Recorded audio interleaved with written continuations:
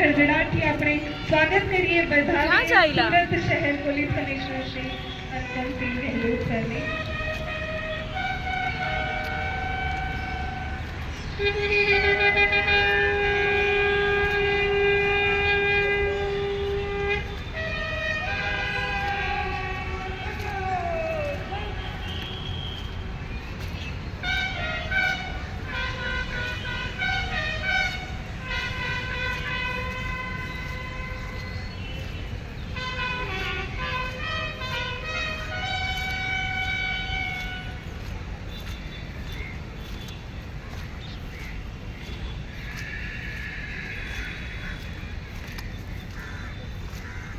ધ્વજવંદન તથા રાષ્ટ્રીય ધ્વજને સલામી આપવામાં આવશે. તમામને વિનંતી કે પોતપોતાના સ્થાન પર ઊભા થશો આપ.